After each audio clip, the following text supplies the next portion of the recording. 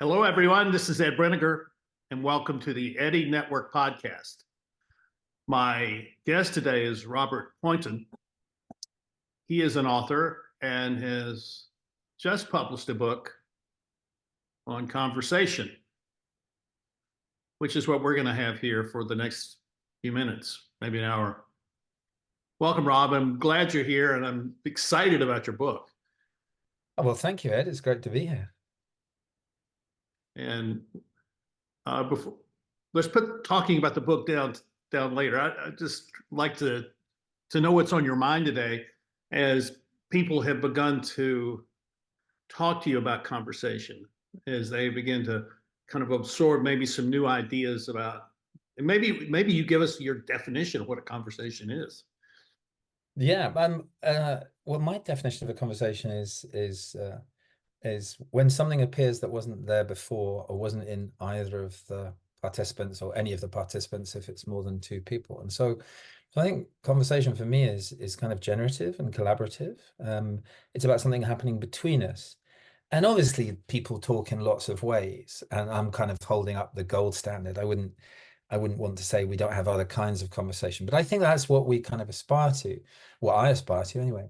And what actually I think is an enormous kind of source of joy and delight and meaning and purpose and value to us. And that often we forget how good we are at it naturally. And I think in a lot of the material around conversation, there's an awful lot of worry and anxiety connected to another idea of conversation, which is either it's about showing who you are, so some kind of performance, or it's about getting a particular set of predetermined information across to someone else. And I think both of those are part of it, but only part of it. And I think there's much more in play. And I use that verb very deliberately because I think it's a playful way of being together. Yeah, I totally agree. In fact, this is what this podcast is built on, that Right. idea of engagement with people where, I mean, in many cases, like us today, we don't know who each other are. And so we're having a first conversation. And what does that mean? How do we negotiate that or manage that? Yeah, and I think if I come to such a meeting, a first meeting, and if I have a particular idea of how I want to appear to you, or if I want to impress you, or if I'm nervous or anxious about what you might think of me, then the quality of the interaction, and I mean quality both in terms of where we might go, what we might learn or discover, but also how it feels to be in that conversation will be of less worth and value and less joyful than actually just allowing yourself and allowing both of us in this case to kind of see what's kind of emerging. And like I said before, I think what's extraordinary about this is how naturally we do it. So there's all these laments about the death of conversation. There are many books, and have been for quite a while, lamenting the kind of end of this, that somehow the latest technology, whatever it is about to put an end to our ability to do this extraordinary, ordinary thing together. And that goes back thousands of years. Plato was worried about the effect of writing on human discourse and on dialogue. Um, the movies, cinema, all of them, and of course, more recently, social media, and I guess ultimately now AI. But if you just take AI for a moment, it's quite interesting because ChatGPT kind of appeared publicly just in the period when I was writing this book. And so it's quite interesting to sort of watch a real new technology emerging in actual time, live, and to think about that in the context of what I was exploring and writing about. And the very name of the thing, they've called it ChatGPT, but it's not anything, my interactions with it, and I do find it very useful, are nothing like a conversation, because for the simple reason, it's not about, can it fool me and pass a Turing test and make me think it's like a person? The point is that a conversation, as I understand it, is the meeting of two sets of experience, or even two worlds, as we meet here today for the first time. All of what you are, what you've done, who you've been, your experience, your interests, your skills, your understandings, they're kind of somehow, they're in you, and they might have a direct or an indirect effect, but that's what I'm meeting, and you're meeting kind of all of me. And so unless there's any experience of being for me to meet, then there's not really a conversation. However well or eloquently a piece of technology answers my questions. It's not an exchange. It's not a proper connection because there's nothing to connect with. There's just a whole bunch of algorithms.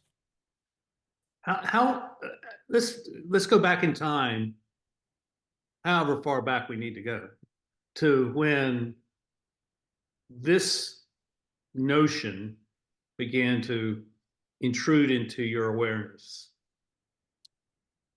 Yeah, well, I think the simplest, cleanest point to choose is in a conversation, of course. How could it be Yeah. otherwise? I was talking with Jim Marsden. So Jim is a friend of mine from the north of England who's a photographer. So words are not his, let's say, they're not the medium he expresses himself in professionally. That's images. And he'd taken I befriended him because he'd taken the photographs for a previous book of mine, which is Do Pause, which is about our relationship to time. And, we'd taken to having kind of infrequent conversations. And we were having such a conversation one day. And Jim also is a man of very few words. When you're with him, he's quite happy to be in silence. He doesn't speak for the sake of speaking. And when he said to me, "Oh, Rob, there's nothing I love like a great conversation. It's just fantastic. It lights up my day." I thought that's fascinating. What that I wouldn't expect Jim to say that. And of course, in that moment, we were having a great conversation, and he started to tell me experiences, just ordinary everyday experiences of going to the doctor's surgery and striking up a conversation with someone in the waiting room. And I thought, oh, okay, so this is not just me, because I've always enjoyed this. It's not just a personal view. And that was where we began to explore what became the book. And I think that idea of a great conversation being something where something appears was a comment I made to somebody one day, kind of casually, and I caught myself making it. And I thought, oh, yeah, that's what I think. That's what I believe. And so it grew and grew and grew until last week when I was doing these radio interviews, when you get lost in the material when you're working on a book. And so when you talk to somebody, especially in a medium like radio, where with the best word in the world, that's not actually a conversation, that's an interview, which I think is quite different. You've got 3 or 4 minutes. They're very short, sharp questions. You are expected to perform in those circumstances. But I was very struck by the fact that these 2 interviewers, one in Wales and one in Ireland, both seemed surprised that I thought conversation was this collective, collaborative thing. And that gave me heart, because I thought, oh, okay, so I'm not actually going out there saying something everybody already knows and believes, which was kind of a question for me. Clearly, people do have these different views of conversation, that it's just a form of communication. And actually, the academic field of conversational analysis, which I think is part of sociology, they are the people that study conversation, and what they do is they kind of break it down into sort of little units of meaning, and they sort of seem to try and measure almost in a kind of tangible way how much of the meaning that somebody intends gets across to someone else, which is a perfectly valid thing to do, but to me seems to be a very limited form of interaction. So as we talk now, my aim isn't to communicate anything in particular to you, though that may be part of it. There might be something I say which sparks off an idea or an association or a connection in you. So it's not about this sort of transmission for me. Yeah. The thought that crossed my mind as you were describing that is there are two things. One is we need the appropriate context for a conversation to take place. And in many cases, that context is not where most of us are when we do business. I'm thinking about going to like business after hours events, networking events, where basically all you're doing is introducing yourself and they're introducing themselves, but that's not really a conversation. It's just it's another thing like an interview, but it's not an interview, but it's an introduction. And and so what is it? And I'm guessing we're exploring this. What then would be the ideal or the very best context to create if we wanted to spend more of our time in conversations with people? Well, I think there's no best, because that's the other thing about conversations. So there's an infinite number of kinds and types of conversations for an infinite number of purposes. You might be meeting something with all kinds of possibilities or perspectives in mind. So to reduce it down to one ideal, I think is part of the problem in the way that we talk about conversation. We act and talk as if there's a sort of ultimate reality or an ultimate way to do this, and it would depend. So I kind of take the question a slightly different way and say, what things do you need to think about to create circumstances which are going to be more promising for a more fulsome, more fruitful kind of a kind of interaction. So if you take networking events, which I think you're absolutely right, they're a kind of form of sort of double interview. It's like both people interviewing the other person at the same time, but with a very narrow purpose, which is this person of interest or use or value to me? So that you're holding that objective quite tight, I think.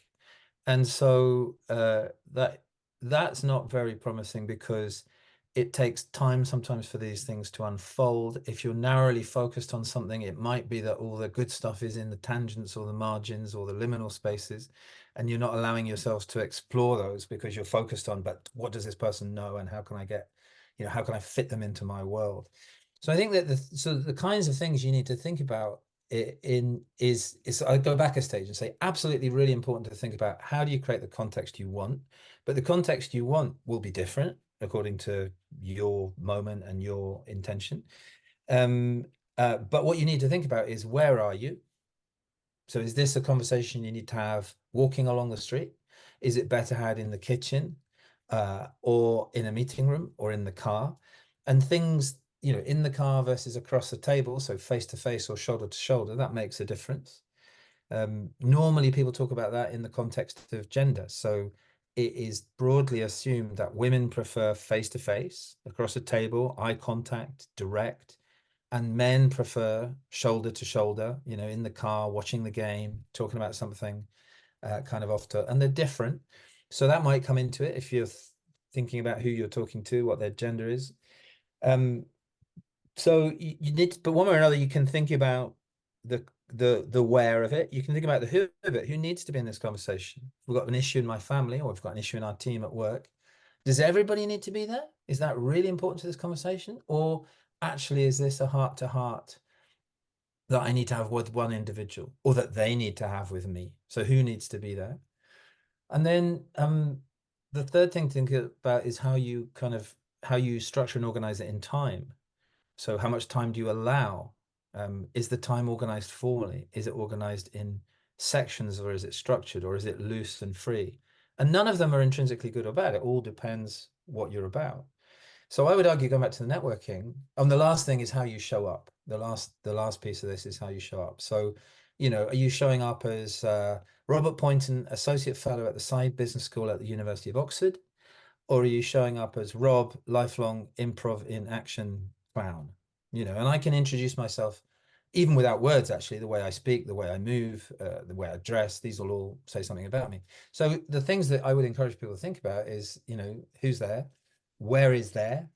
How do you think about and choose the amount of time you've got available? And how do you show up yourself?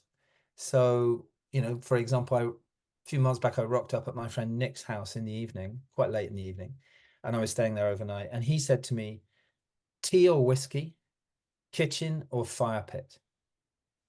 And so what he was doing in that case was offering me a series of choices. And it actually, the kind of logical choices, it would normally be in England anyway, it would normally be either tea in the kitchen or whiskey in the fire pit. And they each send a whole set of different signals about what kind of conversation we expect. So either we're going to have a quick cuppa before turning in, or maybe reading a book, or we're going to have a kind of big, rambling, wild conversation outside in the garden by the fire with a glass of whiskey. Or actually what we did in that particular case is we had tea in the fire pit. So we got a bit of the outdoor energy, and we got kind of lungfuls of cold air. It was the winter. But the tea is, you drink one cup of tea and then you're kind of done. Whereas the whiskey, that could go on, Yeah. So yeah, I Definitely. think, well, it's the thinking consciously about it and realizing you have those choices, that you don't have to have a business meeting in an office. When you're networking, you don't have to try and set yourself a target of meeting 6 new prospective targets. You can just say, let me see who's interesting here. And you might ask yourself, do I show up as somebody who wants something, or could I show up as somebody who's prepared to give something? Hmm. You know, and how would that change what I do, and how might that change what I get back as a result? So yeah, lots to think about. The notion of a conversation being built on what we give to one another, I think, is a provocative, almost anti-modern type of thing. And I celebrate that. And I mean, I'll give you an example. I'm in a new house. Washer dryer's not set up. It's not working yet. So yesterday I went to the laundromat and I walk in, and there's all these people there. And there's a woman that's probably 80 years old, about 4'10", crooked back at the counter. And I say, hello. So tell me which washers to I should use. And she comes out and she walks me over and she says, you can put all of these in this washer. And then she puts her card in to start the washer. So I guess it's not a coin operated place. It's something different. And and then we have a conversation.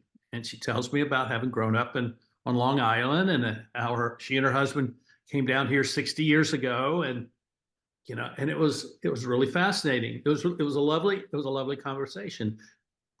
Clothes were cleaned, ready to go in the dryer. She came over and says, this is where I want you to dry your clothes. So there were some units that were separate from the other units. So I put them in, I hit the button, and then she went back to her desk. And so when I was done, I told her I was ready to leave. I went over and said, how much do I owe you? She says, nothing. Whoa. And it was, I think, more than anything, because I engaged her in a conversation about her, and I Right. showed interest in her. And I mean, she doesn't know anything about me other than Yeah. there's just this guy that showed up, and I was kind to her, and it was really a sweet day. It made my day because of that conversation. I mean, that's so interesting, isn't it? And I hope everybody's had that experience. I know I have it quite often, that one of those, what would seem on the surface just a plain, simple, almost kind of, well, certainly everyday transaction turns into something of genuine human connection, Yes. and you've given her something, she's given you something, and some laundry has been done. I'm interested in what you said. The term you used there is a kind of this, you described it as being an anti-modern either way of behaving or attitude. I'm interested in if you could unpack that a bit. I think that's a really Sure, interesting sure. Oh term. yeah, very definitely. I find that all the messaging that we get about human interaction and connection, whether it's in the analog world or in the digital world, it's always been about projecting yourself forward. And so underlying everything that goes on in the modern world is this premise that we're all marketers, and we're all marketing our own personalities and our own sense of purpose. And the outcome of that is that we become influencers. And I I'm not interested in being an influencer. I'm interested in being a person of impact. And I want to see something change because of our interaction. I mean, maybe an influence can change something, but I just see it in my family's history and how they related, and how that translated into the way my parents' generation related. And it was quite different than what my generation, maybe yours, we're probably close enough in age to say our generation, and particularly our Mm. children and our grandchildren's generations will have. And because they have so much technology that is mediating the relationship that we have with people, that we Mm. really don't have an easy way to communicate in the manner that you have described as conversation. Yeah, I think it's a fascinating term, and I live much of my life in rural Spain, and have done for about 30 years. And I think the word rural is important, as important there as the difference between the UK and Spain culturally, because I think Spain is a collectivist kind of relational kind of culture. Having lived there so long, it's very obvious how much of an individualistic culture the UK and in particular the United States is. Mhm. And there's a lot of differences there. So there's a lot of kinds of conversations in Spain in this rural environment, which are what I would say almost like ritualized greetings, that actually there really is no transfer of information at all. There is just the two people spending some time together with no rush or hurry, with no idea of getting anywhere else, with nothing to achieve. I remember when we were building our house, it's about 25 years ago, um, uh, the plumber arrived one morning. I was on site, and our house sits on a hillside looking up at some very beautiful mountains. And it's true, there was a building boom at the time. So anyway, the plumber arrived. He leant on his van for a bit, looking up at the hillside. Uh, and we chatted for a bit. And then I said to him, "So, Juan Carlos, how's things going?" And he said, "Oh, rushed off my feet, rushed off my feet. So much to do." But it didn't make him stop leaning on his van looking at the view, Yeah. So he started from a very different place. I think in rural communities, more of that tone, that way of being with each other is still there. I'm not suggesting it's not changing or maybe being lost, but I think yeah, the individualistic aspect is a contributor to this idea of projecting ourselves, polishing ourselves. And I love your phrase, "we're all marketers." I've never thought of it quite like that before, but I do know I've worked for myself for a long time now as well. And so I meet and spend time with lots of other people that work for themselves. And I often find myself saying these days, we are now all of us our own social media managers. And what proportion of any of our working day is spent just trying to put oneself out there?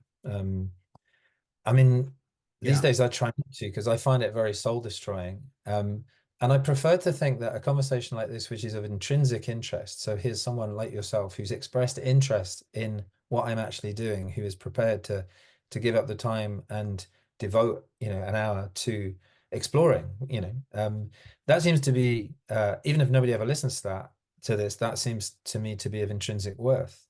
And then, of course, it may serve that other purpose as well. But that's a very different orientation, I think, from just trying to get more clicks or likes or put yourself out there. And yeah, I think, yeah, that's to me, I find that very dispiriting kind of thing to do, actually. When I started the podcast a little over a year ago, I just set it up so it'd be easy for people not to say no. Yeah, I said, yeah. okay, I just want an hour. There's no agenda. We'll talk about whatever we want to talk about when we start. That's all. And that is the depth of my thought about it. I wanted to talk to people, and I did want to talk also, I didn't want to talk to people who are simply promoting something. Right. Yeah. And where's that market? And over the months, what began to occur was um, people were fascinated by the fact that these were, in many cases, first conversations, and people were fascinated by what it was like to have an unscripted conversation, Mm, which mm. and so that became more and more interesting. And as I Yeah. began to look for, I've been looking for a house to buy, and I was looking for one which I found here in my hometown of Winston-Salem that has a space in it where I can have people come in and I can create this Mhm. scripted conversation space like I have on the podcast, but in my home. Oh, that sounds great. And I'm having my first one in 2 weeks.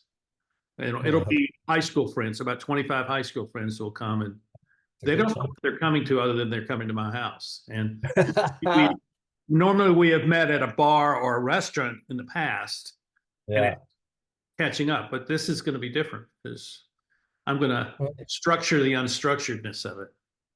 yeah, and it's interesting. So, you asked at the beginning what's in my mind. One of the things I've been thinking about a lot recently, and actually for a long period, is why we seem to lay so much store by not quite, if not scripts, knowing what's going to happen, by being aware in advance of what's going to happen, by wanting to know.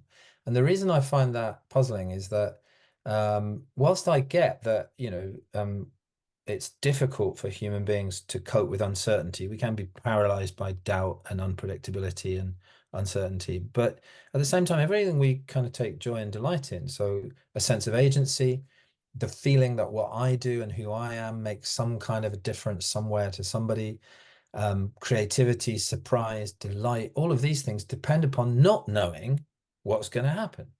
And if you were able to tell somebody precisely what's going to happen, one of your 25 high school friends, it wouldn't make coming to your house very attractive because it would be all laid out for them. And yet, particularly in business and at work, we seem to talk and act as if the ideal is to know exactly what's going to happen. And I've spent 25 years using ideas and language and tools and exercises from the world of improvisational theatre, but not for any theatrical purpose, as a way of trying to get people in touch with this idea that you don't really need to control very much, and that actually we are kind of very skilled at responding to each other and responding to responses and flexing and adapting, and that actually that's what we take a great deal of joy in. So why are we spending so much time trying to do the opposite? And it's not that I wouldn't have a plan and I wouldn't have a goal and all those kinds of things at all, but it's just that you need alongside it, if you're not able to flex, adapt, extemporize, respond, you're just left with what you expected was going to happen. And that doesn't seem to me to be a very interesting way to live. And I don't think that's what actually happens in the business world either. I think, when I work at a business school here in Oxford, and when people write case studies, it's always after the event and they make it sound like it played out exactly the way they expected. But along the way, we all know that's not what happens. Yeah, it's exactly right. And it's an interesting, the pre and the post, that's an interest, the perception of what's going on. It's interesting pre and post, this is what we were planning and this is what resulted. And but I think that I think people feel that the stakes are so high for everything that they do, that there's fear that one mistake can ruin their career, and so they seek for safety. But the thing is, like, I mean, that reminds me of that famous old ad, nobody ever got fired for buying IBM, but then nobody ever got promoted either, So isn't it interesting in a business world which is clamoring for novelty, innovation, disruption, all those words, that what we're most obsessed with is safety? There's a lovely quote from one of the gurus of improvisation in the theatre, a guy called Keith Johnston, who died relatively recently. He said, there are two kinds of people in this world, those that say yes and those that say no. Those that say yes are rewarded by the adventures they have. Those that say no are rewarded by the safety they attain. Unfortunately, there are more no sayers than yes sayers. So he was thinking of the theatre, and it's true that sometimes safety is the most important thing. But if you want to have an adventure of any kind, if you want to invent a new product, find a new client, do something different, be excited, be animated, discover, learn, change, transform, any of those things, those are all adventures. And so if you behave as if all you seek is safety, then you can guarantee that you will fail. Whereas the other way around, you might fail. Yeah, you might make a mistake, but then how many great mistakes have been turned into incredibly meaningful opportunities by people? Again, if you look at the history of scientific discovery, most or many of the great scientific discoveries, certainly of the 20th century, were stumbled across by accident. The most famous one being Alexander Fleming and the bacteria blowing in the window at St Mary's Hospital in Paddington, that led not just to penicillin, but to the whole industry of antibiotics and all of modern medicine. So that was a mistake. That was an accident. 3M Post-it notes were famously a glue that didn't stick. So I would argue from the improvisational perspective, we don't see things or categorize them as either mistakes or errors. We look at everything as what we would call an offer. And the question is, whatever's happened, even if it's not what you wanted or not what you expected or causes difficulty, the only question to ask is, how do I use it? Because if you ask that question quickly enough and often enough, the ingenuity of the human mind will probably find a way to use something broken, or to use the lack of time, or the fact that we have no budget. You know, there was a period when Mark Andreessen, I think when he was running Netscape, would, oh no, it wasn't him. It was a Unilever CEO. When a team was struggling with a project, instead of giving them more resource and more time, he'd cut the budget and the time in half. And he'd keep doing that. And the more constraint you introduce, the more creative people become. So, you know. Yeah, I guess they call that friction. Yeah. And you need some of it. If it's all friction, then Yeah. that's, you know, Um, troublesome. so this idea of conversation really is maybe a doorway into a larger scope of understanding about how we are to function in the world. And I wonder, I mean, I think it's not a it's not a new idea to say, well, a lot of what we're dealing with is the old, kind of industrial structures and the old industrial structure for education. All those things were kind of baked into the Industrial Revolution, and that's, we're still operating under some of those premises. But further we get through that, it seems that people want something different. And I'm wondering what you see in terms of the transition that we're in, where this idea of conversation becomes not just a tool, but a strategy for how we go through this transition in the world. Yeah, that's really interesting the way you framed that. So I think, let's see, you're right. It's not new to talk about the problems that the familiar kind of structured industrial way of thinking brings us. In fact, there's a beautiful book by Carlo Rovelli, who's a physicist, called Helgoland, and Yeah. he goes back to the book is primarily about the struggle we're having now with assimilating the ideas from 20th century physics, mostly quantum mechanics, into our everyday way of being. And he argues that that'll take a few centuries. So I think patience is counseled. But what's interesting is if he kind of goes back and points out that when Isaac Newton really did the mathematics that gave rise to this extraordinary technological and scientific revolution that's been running for 3 or 4 centuries, that was equally strange. It took people a long time. He argues the best part of a century to even get used to the ideas. And now, of course, we've completely assimilated them such that we can't see it any other way. But there are every now and then there's legacies. So I'm here in Oxford, and there's one of the colleges, as Christ Church College in Oxford University, that actually still steadfastly refuses to accept that the time is the same throughout the whole country. So we're just to the west of London here, by the sun, about 5 minutes behind Greenwich Mean Time. And this particular college in Oxford still runs on time, which is 5 minutes behind the hour of the rest of the city, because they haven't quite caught up yet with the idea that there are standard time zones. So there are these little clues, and that would have seemed very strange to people, the idea that the time was the same in a whole country instead of it was just what the sun said. Or it would have seemed very strange to people that you could use the same mathematical formula to describe the movement of the heavenly bodies, the planets and the stars, or the movement of everyday objects. That would have seemed distinctly strange. So I think we're in this strange period now where, yes, we know, as you rightly say, and we've been saying now for years, if not decades, that we understand the limitations of this industrial way of thinking, for the want of a better term.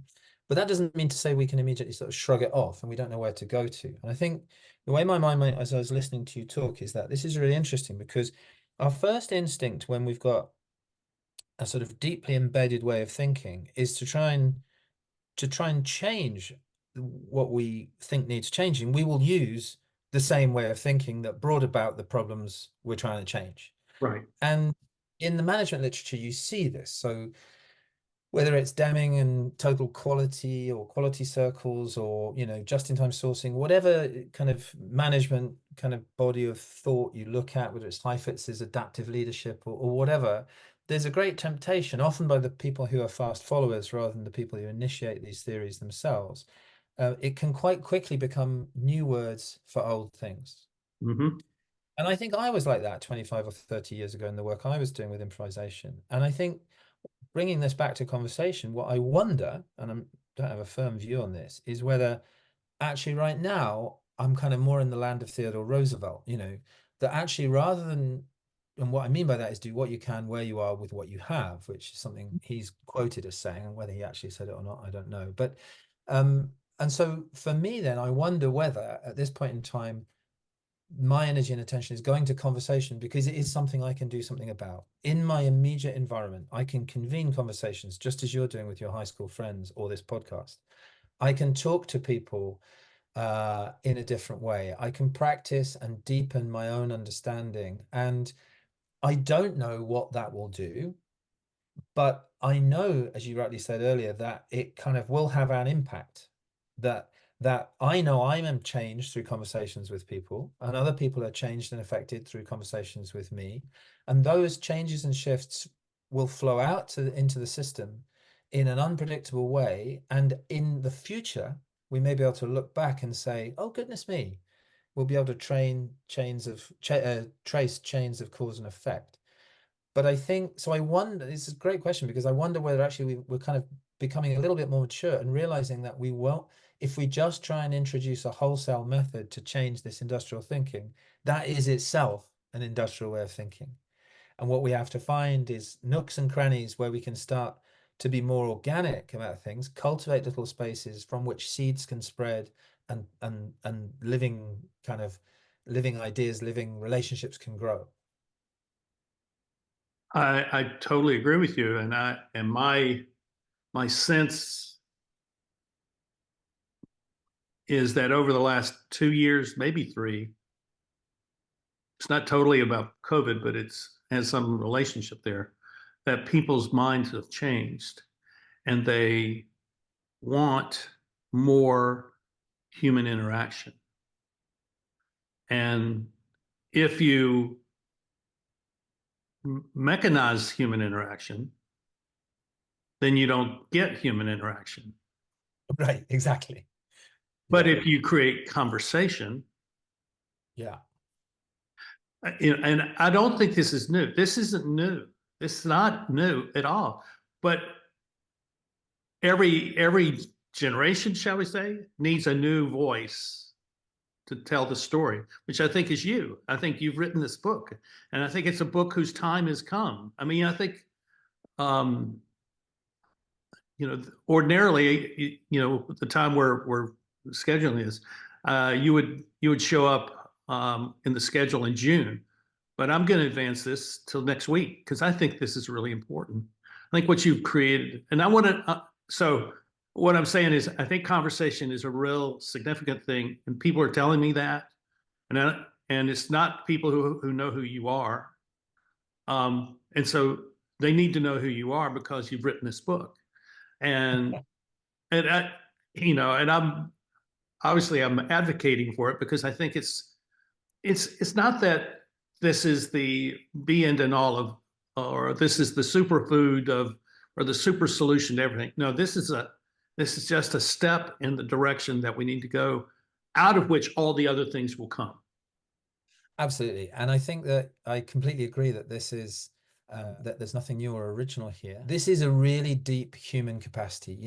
We're a social animal. We always have been. We survived from prehistoric times because of our ability to communicate, to socialize, to not just to communicate information, but to bond, to create identities together, tribes, to kind of create a living fabric of a kind of a human that goes beyond the individual human. So this is kind of very powerful and very deep, and we're very, very sophisticated at it. And sometimes we can lose sight of that. And so I think that's kind of, if you like, I think of this book as a reminder.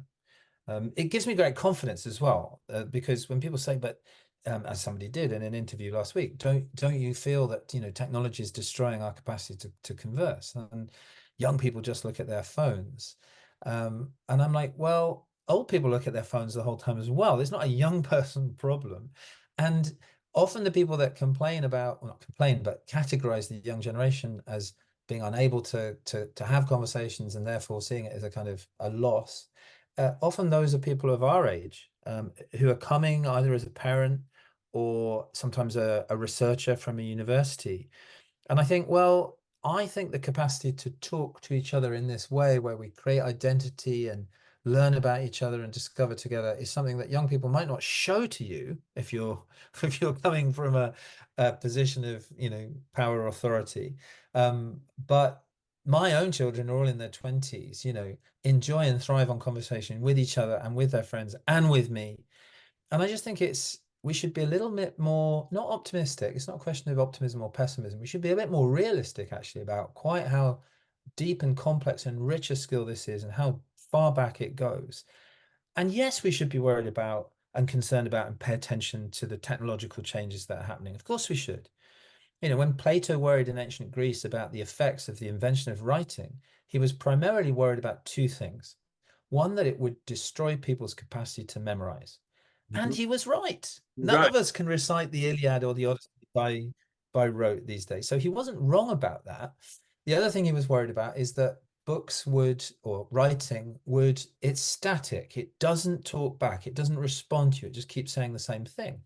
And I don't know about you, Ed, but I certainly have thrown books across the room because, you know, the book says something to me, I argue back with it, and it just keeps repeating the same thing. It's infuriating. Yeah. So he was right on both counts. But I don't think anybody in their right mind now would say writing's a bad thing.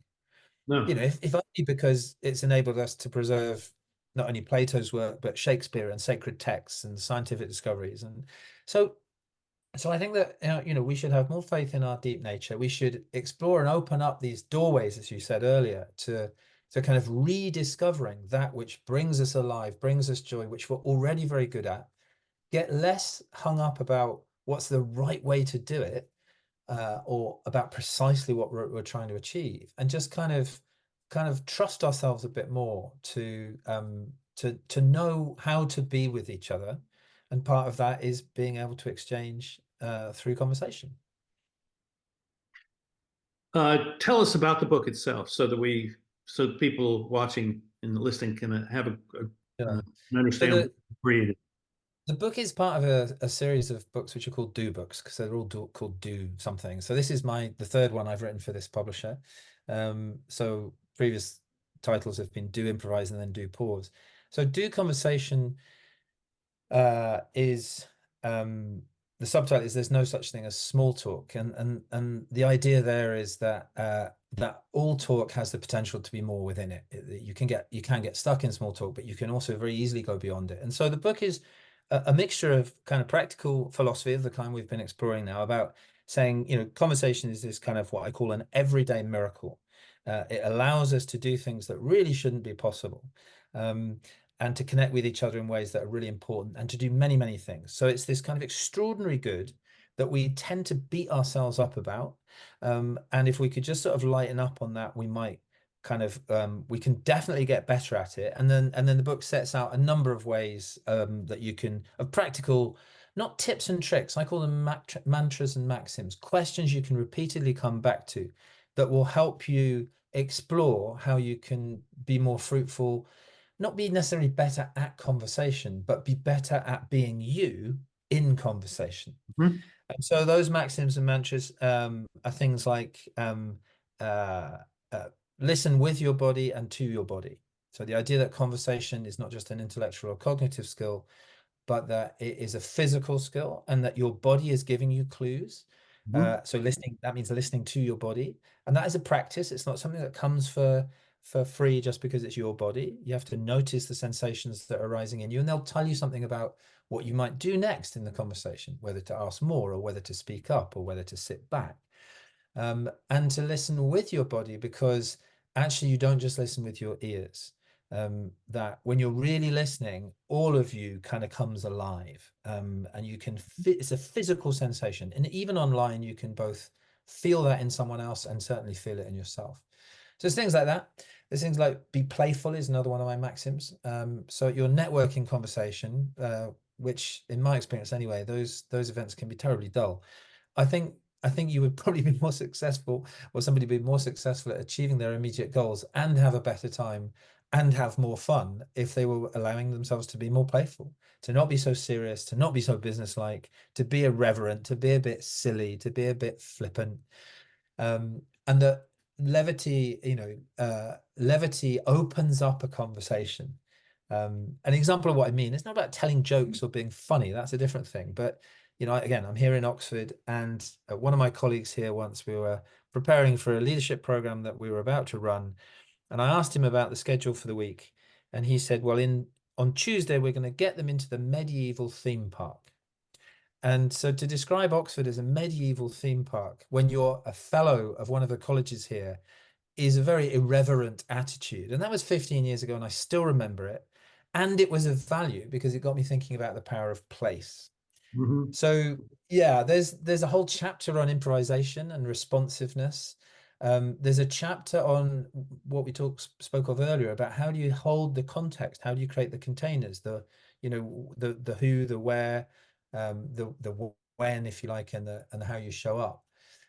Just to take off the pressure of feeling it's all about what you say in the moment, that you can actually frame and hold a conversation. So it's intended to be a bit of practical philosophy to get people thinking and then to get them doing, which is, why it's a do book.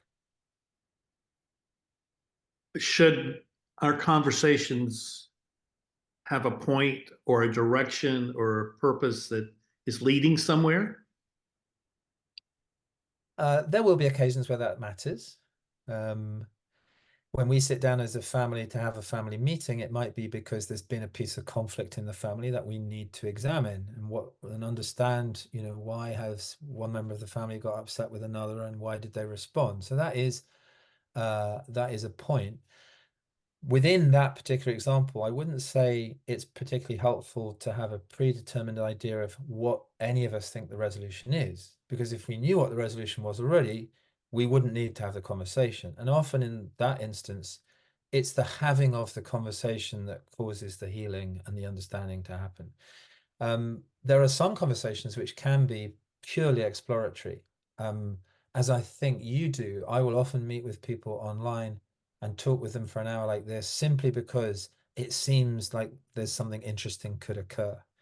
And more often than not, it will. So, for example, I was contacted by a US Air Force colonel at the Air Base in Montgomery, Alabama, for a conversation. And we almost didn't make it because the time zones were very tricky. It took us weeks and if not months to actually arrange to talk, and we almost gave up. And Jason's now a friend of mine, and we do all sorts of things together, not physically, but we exchange ideas, we help each other on projects. And that just came from talking to somebody apropos of nothing.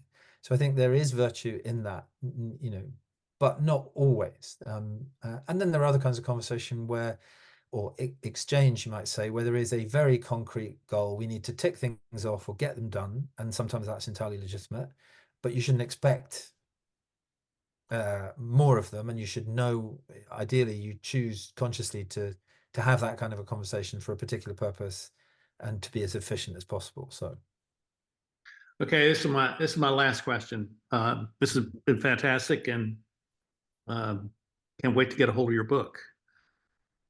Do you have hope for the future? And if so, what does Yes, that look like?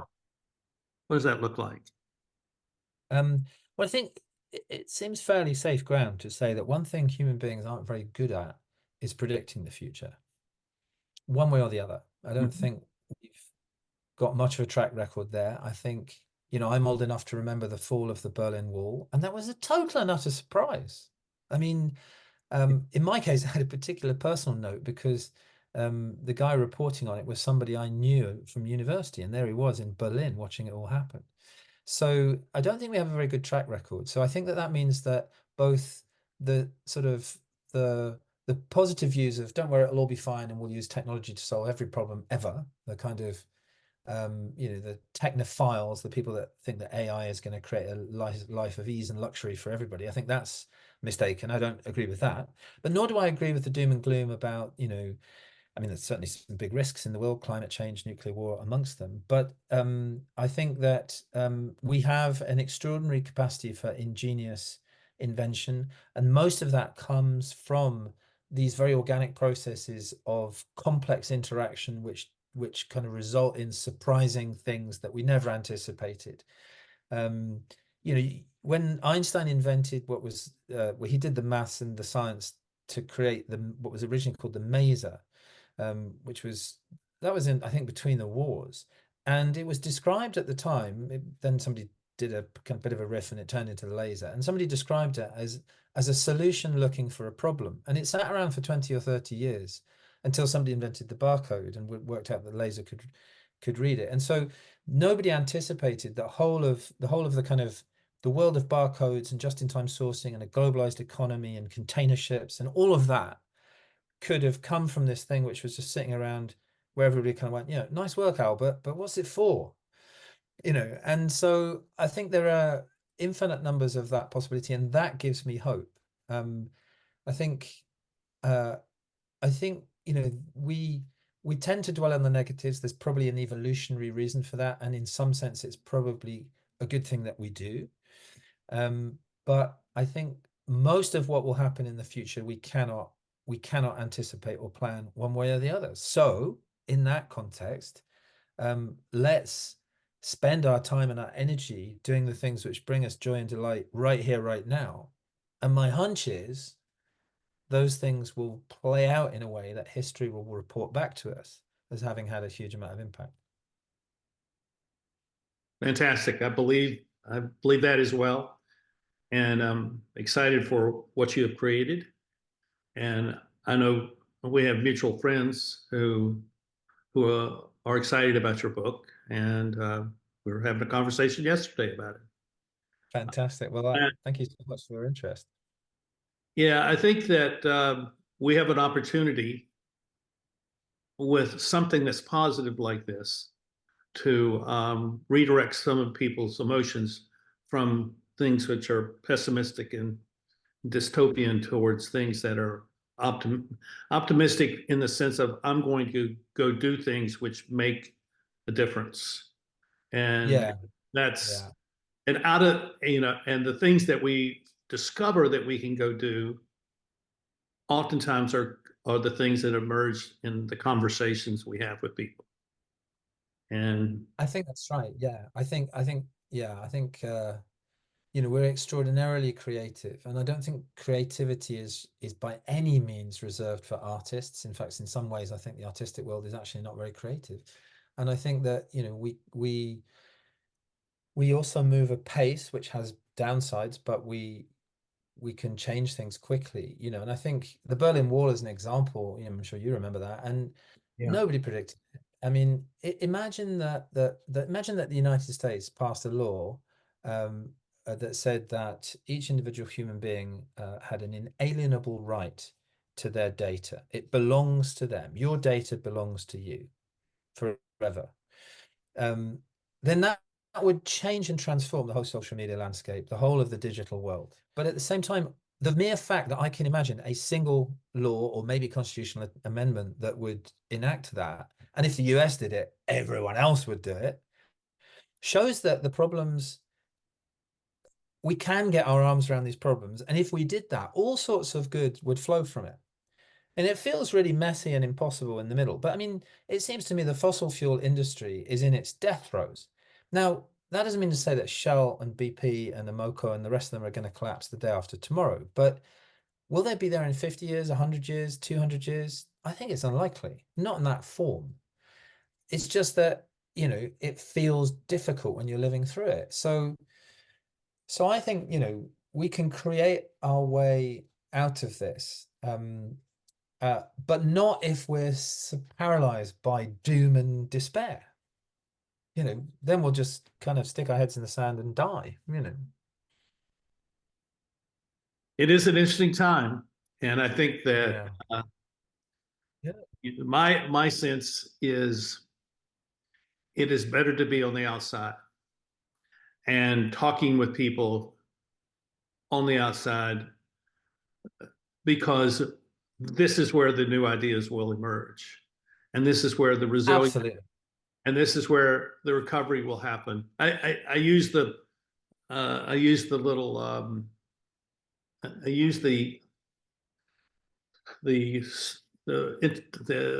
construct that Edward Shills put together in the early 60s of that there's a centers to society, and The people who are wealthy in government and they're the ones who are the caretakers of the trustees of society, and the periphery Yeah. looks to the center of society to preserve the homogeneity and the safety and the security to create peace and prosperity. And Right. I think I mean, this is my personal opinion. I think what we are witnessing is the collapse of the center. Yeah. But what is happening in response is that the periphery is forming into small centers that will become networked together and create the next era of human existence. So, That's a lovely image. What was could you send me a reference for the shills? Because I haven't come across that before. yeah, I'll send you what I've written on it. Oh, yeah, that would be even That'll be an better. easier Yeah, way to get to it. that would be But you fantastic. see, I think this is why this is so important. We don't get there by sitting in our libraries and thinking. No. And we don't even do it by sitting in our computers and typing, writing a book. We get No. there by getting out and going, talking to people and building networks where conversation is at the heart of the network. And Yeah. and I see that happening in ways that I haven't seen during my entire lifetime. So I think we're at the beginning of something really fantastic. Well, I love it. I love this notion of it'll happen on the outside. That's put language to something I've long thought. Because I've been on the outside my whole career for 30 or 40 years, although every now and then I step back into the center, particularly here in Oxford. And and what I notice is the people that are often in the most despair and gloom are those that live only in the center. Yeah, yeah, They've got a certain sensibility, but they live in the center. And for them, the center is the world. And so they talk about, well, if there's a total collapse, that'll be calamitous. Is partial collapse possible? Whereas what you've given me here is language to kind of go, well, the center might collapse, and then the networked, it's a bit like a move from a human brain to an octopus brain, with networked smaller centers. right, right. Um, and and it's interesting how much, maybe it's just me, but everything I read about intelligence and AI these days seems to mention octopuses, whether it's a novel or a non-fiction book. So there's something going on there as well, I think. But yeah, I think that's beautiful. And I think as somebody on the outside, I also come across lots of projects. So I have a friend who for 20 years has been building a completely new model of transportation. So it involves vehicles, but these are not vehicles you can buy, and they're driven by hydrogen fuel cells. And the way that the governance of the organization happens, the planet in the form of a steward sits on the board of trustees, as does the cutoff. So, and he's 20 years into that, and he's getting substantial funding from, UK government and all kinds of people.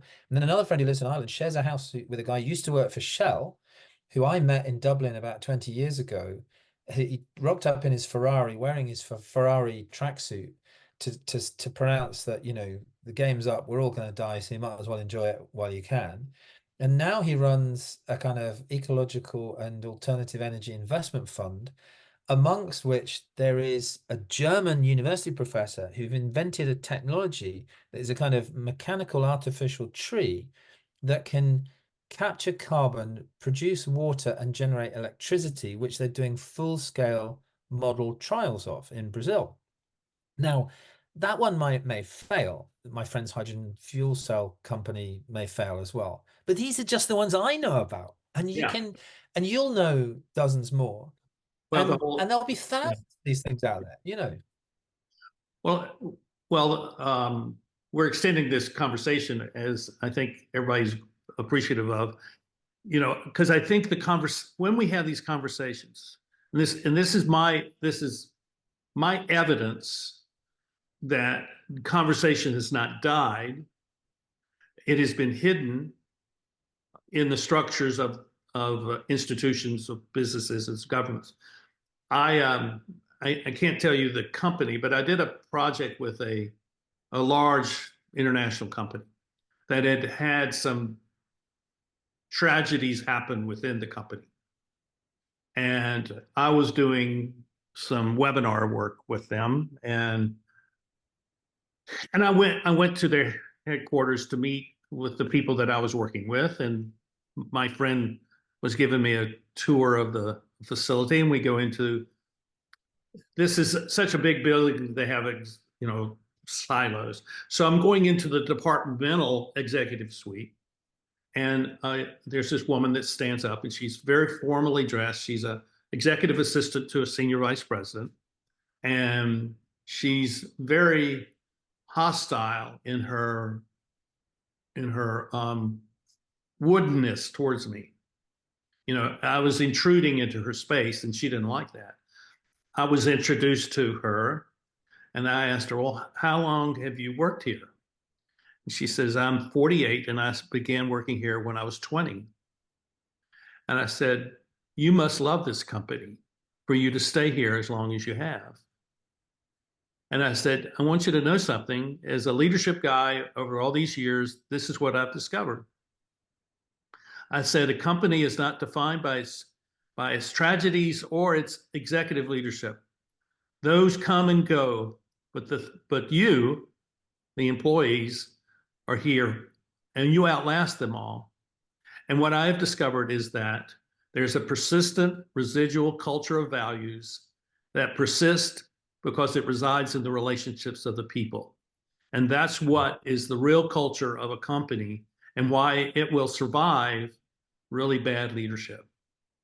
And she, this kind of very aggressive resistance, all of that went away, and she collapsed into her chair because finally someone had recognized that we love this company and we are trying to keep it together.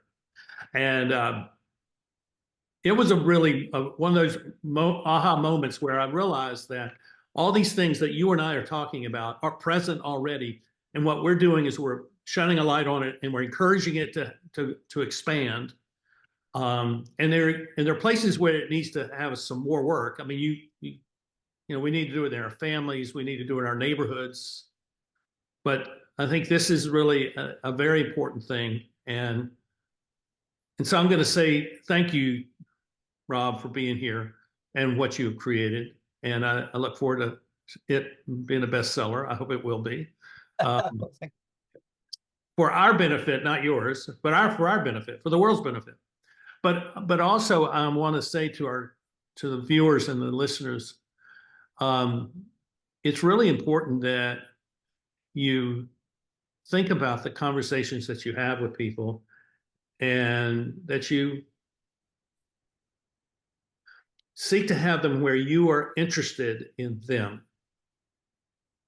I know you were agreeing, that you're shaking your head, but it's really important that you give respect to the people that you talk to, and you respect them by listening and then affirming things that you can affirm. And I think that is what we're trying to do here. And so yeah, and I think word for us. To believe that those small perturbations, in complexity science, small perturbations of a large system, you cannot predict how those things flow out. And so to feel that those immediate, small, familiar circumstances are absolutely worth working in, worth making an effort in, and only in the fullness of time will you be able to know what's happened. But you shouldn't do it to get anything in particular. You should do it because it's worth doing, to create those little oases, moments of connection that have untold consequence potentially. Absolutely. Thank you very much for being here. Thank you so much. Delight, and I'm sure we'll stay in touch. Yes, we will. And thank you all for watching the Eddy Network podcast. And we'll see you next time right here. Thanks a lot. Bye-bye.